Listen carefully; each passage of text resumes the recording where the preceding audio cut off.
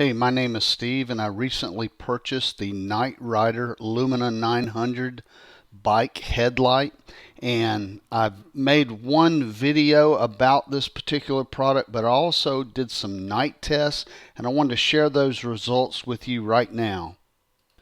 Let me say that I've been very happy with this product, and I posted a video already showing the light from a rider's perspective. So let me show you how it looks approaching the bike with the headlight facing towards you, the brightness of this light.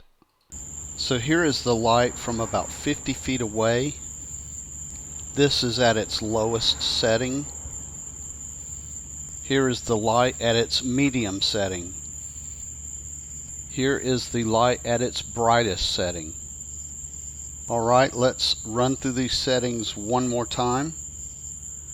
And you will see that this bike light provides a very bright light, keeping you safe while you ride your bike at night. Thanks for watching. I hope you found this video helpful.